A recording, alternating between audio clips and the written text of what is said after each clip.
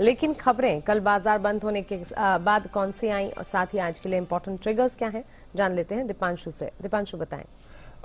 Triggers एक तो IPO के लिए सबसे इंपॉर्टेंट डे आज फिर से होने वाला है, क्योंकि आनंद राठी वेल्थ की लिस्टिंग होने वाली है। अच्छा सब्सक्रिप्शन मिला था, करीब 10 गुना का, 550 का इशू प्राइस है। आईटीसी पहली बार इन्वेस्टर और एनालिस्ट डे का आयोजन किया है कंपनी ने, तो वहां पर भी हमारी नजर बनी रहेगी। कैनफिन होम्स अंतरिम डिविडेंड पर आज बोर्ड बैठक होने वाली है। इसके अलावा जी एंटरटेनमेंट इन्वेस्को मामले में अगली सुनवाई एनसीएलटी में होगी।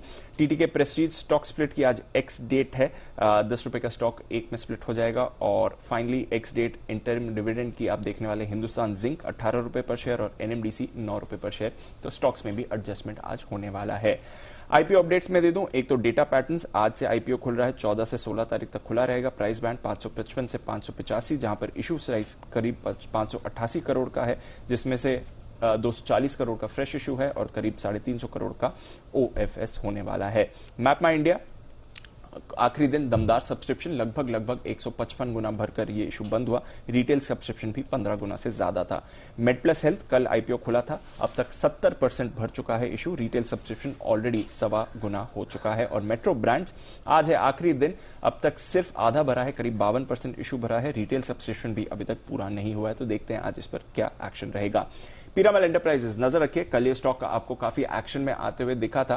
कंपनी ने और कुछ अपनी तरफ से क्लैरिफिकेशन दिए हैं। श्रीराम ग्रुप की रीस्ट्रक्चरिंग के बाद कई कंपनीज में इनका हिस्सा होने वाला है। एक जो मर्ज लिस्टेड कंपनी बनेगी श्रीराम फाइनेंस, उसमें इनका हिस्सा होगा। इसके अलावा Shriram LI holdings, Shriram GI holdings और श्रीराम इन्वेस्टमेंट होल्डिंग्स में भी इनका हिस्सा होने वाला है। इसके साथ ही एक और इन्होंने क्लैरिफिकेशन दिया है, श्रीलेखा बिजनेस कंसल्टेंसी को श्रीराम कैपिटल में मर्ज करने के लिए पीरामल के बोर्ड ने मंजूरी दे दी है। अब ये क्यों इंपॉर्टेंट है, क्योंकि श्रीलेखा बिजनेस कंसल्टेंसी पीरामल की फिलहाल सब्सिडरी है, जहां पर इनकी 75% हिस्सेदारी है। इसका मर्जर श्रीराम कैपिटल के साथ होगा और फिर मर्ज्ड एंटिटी में भी पीरामल का हिस्सा होने वाला है।